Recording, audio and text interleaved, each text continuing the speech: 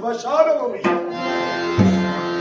जाणी कशा सांगायचं आहे तर मृत्यूवर विजय संपादन करो मृत्युंजय या विश्वाचा संसार या अंगाला हरतोय आणि याच्यासाठी हाती घेतलेलं कार्य घडण्यास आहे तर 18 कुमारिका स्त्रिया आणि 18 कुमारिका स्त्रियाला समजा आम्ही जर जीवनात बळी दिला असेल तर या विश्वाच्या असमंतात आम्ही मृत्यूवर विजय संपादन करू शकतो आजपर्यंत 17 कन्यांचा बळी आम्ही दिला फक्त एकच कन्या आणि एकच बळी आणि 18 कन्याला बळी दिल्यानंतर मृत्यूंजय या विश्वाचा समन्वय होऊ शकतो पण या स्मशानभूमीला आघाडी विद्यांनी संपादन केलं आणि आघाडी अंगाला सौदेश पात्र ठरलं पण हे सरकार विचार करते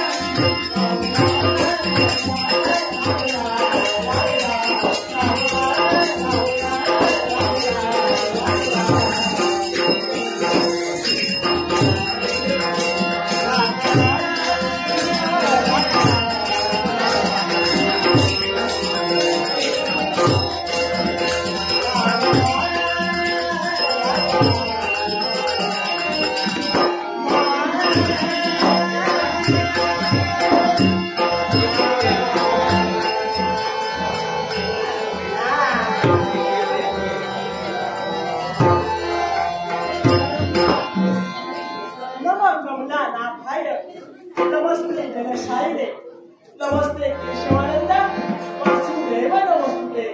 जयाचं नागविस्तार कमलाप्रमाणे कोमल आहे. जयाचा थंड शैलीबरोबर विराजित आहे ना अशा नारायणाचे या नावाचा भक्ती भावे नमस्कार. भक्ती भावे नमस्कार.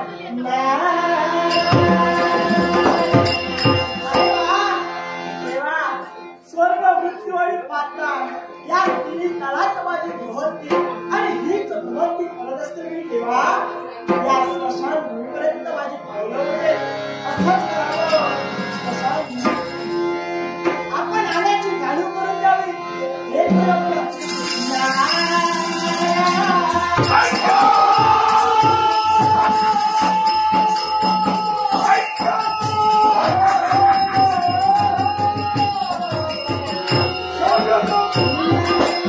सुस्वागतम स्वागतम सुस्वागतम. आज या अंधारापर्यंत तुमची मानव आहे. खरोखरच समाधान वाटलं. समाधान वाटलं. असं होय का?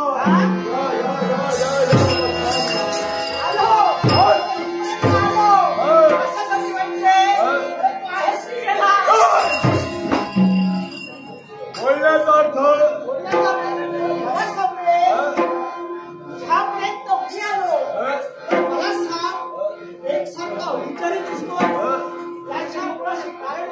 एकच विचार कळल्या विश्वाचा समंतर प्रत्येक मानव सजीव प्राण्यावर आम्हाला स्वतःचं अधिराज्य प्रस्थापित करायचं. स्वतःची वेगळी ओळख या विश्वाच्या समंतात निर्माण करून मृत्यूवर विजय आम्हाला संपादन करून मृत्यूंच्या होतोय आणि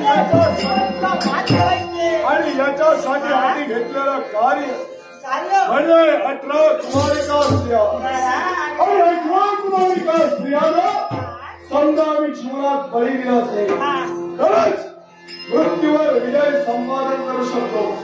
आजपर्यंत 17 कन्येला आम्ही बळी दिले पण बळी देण्यासाठी प्रथमतः बळीपीठाची व्यवस्था आम्ही करतो. बळीपीठाची जागा निश्चित करतो आणि ती जागा निश्चित करण्यासाठी हाती असणारी बिरुवाची या बिरुवाच्या आघाडी मंत्राच्या साह्यानं गती दिल्यानंतर ही छडी जिथं राहून छान तर ठिकाण बळीपीठ आणि आज 18 बळीपीठ निवडण्याची वेळ आलेली आहे आणि 18 बळीपीठ निवडण्याची वेळ कमी झालेली आहे.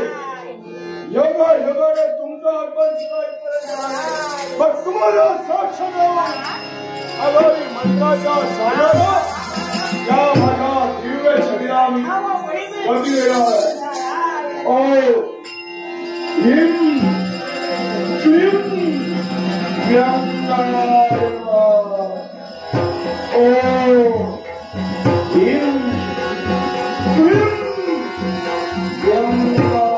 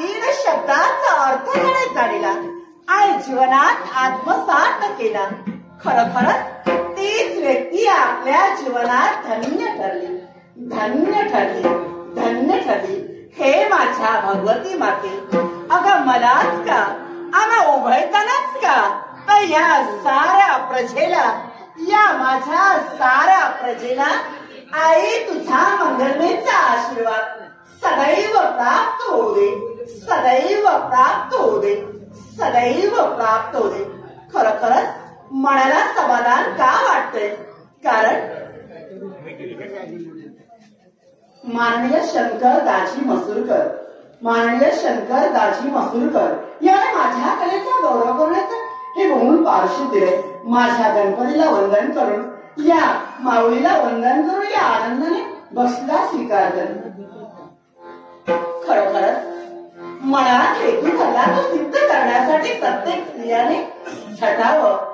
आम्ही स्त्रिया आहोत म्हणून यासाठी या भक्तांसाठी नव्हे तर माझ्या देवीच्या भक्तांसाठी या माझ्या जनतेसाठी आम्हाला काही ना काहीतरी करावं. पण यावेळी अहो जर पाहिलं असेल तर अंगाच्या ठिकाणी तर पाहिलं असेल मस्तकी कुंकू, हाती हिरवा चुडा, मणी मंगळसूत्र आम्ही धारण केले खरं. हे सौभाग्याचं लेणं जर पाहिलं असेल ना तर आजच्या वेळी मी सौभाग्य अर्थात पतिमय परमेश्वर असताना या राज्याच्या ठिकाणी या राजगादीवर बसून न्याय देण्याचा कर्तव्य मी महाराणी करते. का आणि कशासाठी? हा अहो का आणि कशासाठी? प्रत्येक स्त्री आपल्या जीवनात समाधानी केव्हा होते? स्त्रीला भरभरी वस्त्र अलंकार मिळाले म्हणून समाधानी का?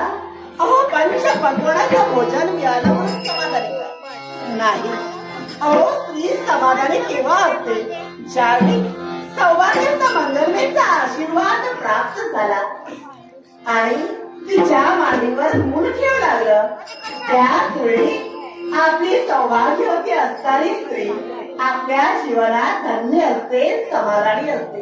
पण या राजगादीवर बसून न्याय दिलाय तर कर्तव्य मी का करते? हा त्याच्याही मुळाशी कारण आहे.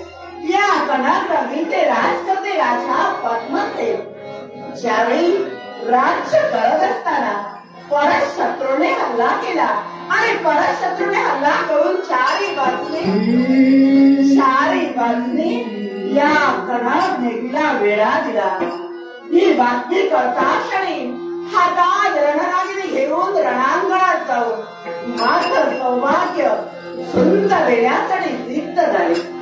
पण परत शत्रूने काय केलं असेल तर कपट कारस्थान करून माझ्या सौभाग्याचे पाय तोडले. ज्यावेळी ही दुःखाची बातमी मला कळली त्याच वेळी आठवलं ना स्त्रीचं कर्तव्य काय असतं. स्त्रीचं कर्तव्य काय असतं? ज्यावेळी सौभाग्यावर संकट येतं ना त्यावेळी स्त्री जागून पेटून उठते. आपल्या सौभाग्याचं रक्षण करण्यासाठी आम्ही हाती रणरागिणी घेऊन रणांगणात जाऊन बंद देण्यासाठी सिद्ध झालो. आईच्या आशीर्वादाने आम्ही झुंज देत असताना सारे सैनिक एक सारखे माझ्याकडे पाहू लागले.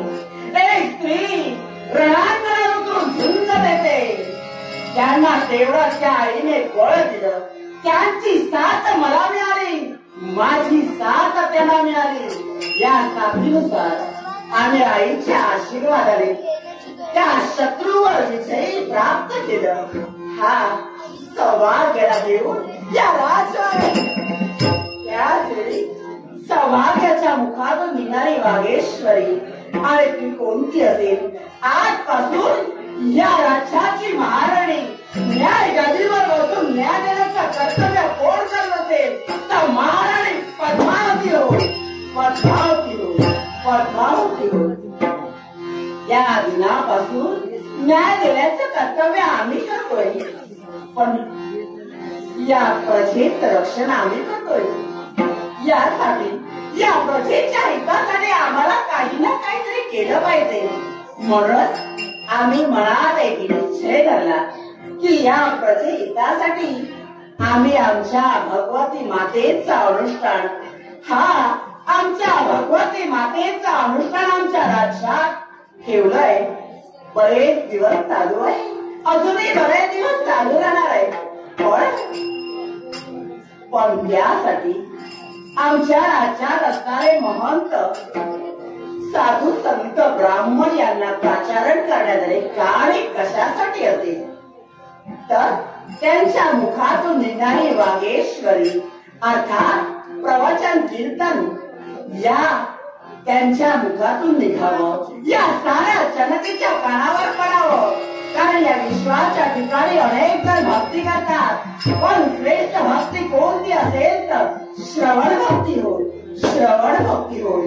आणि ही श्रवण भक्ती या जनतेच्या कानी पडावी म्हणूनच आम्ही आमच्या भगवती मातेचं अनुष्ठान आम्ही आमच्या राज्यात ठेवले, आमच्या राज्यात ठेवले, आमच्या राज्यात ठेवले.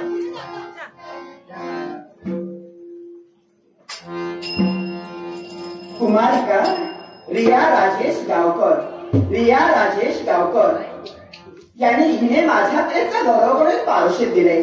माझ्या घड्याळाच्या वंदन करून वावळेच्या दशाचा नाट्यमय प्रेमळी आनंदाने स्वीकार करते आणि गणपती घड्याळाजवळ प्रार्थना करते की या बालिकेच्या आयुष्यात सदैव कल्याण आणि भरभराट मिळेल असा देवाचा आशीर्वाद देण्यासाठी प्रार्थना करते. पण त्या भगवती मातेचं अनुष्ठान आम्ही ठेवलंय ना, त्या भगवती मातेच्या अनुष्ठानात लागणारे समिधान जल पुष्प कोणी ना कोणीतरी थोर व्यक्तीने आणावं. म्हणूनच आम्ही एका थोर व्यक्तीवर जबाबदारी दिली आहे आणि ती जबाबदारी कुणाच्या मस्तकी असेल तर माझ्या खुशीतुला देणारी माझी बात पद्मगंधा आईचा आशीर्वाद घेण्यासाठी या राजवाड्याने काही क्षण वाट व्हावी हे आपलं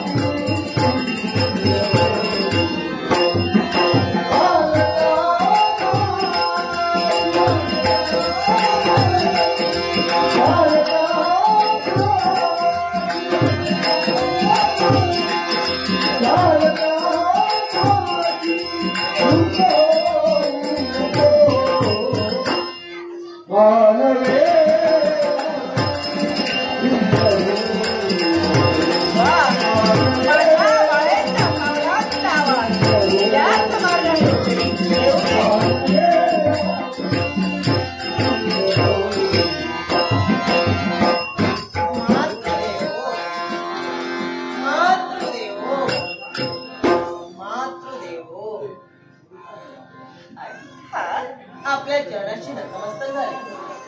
मला त्या ठिकाणी समाधान वाटलं. जोपर्यंत तुझ्या चरणाची जडसेवा माझ्या हातून घडत नाही तोपर्यंत माझ्याही मनाला समाधान होईल. आणि हे माझं नमन तुझ्या चरणाजवळ आहे आणि इच्छा मात्र एकच आहे, तुझ्या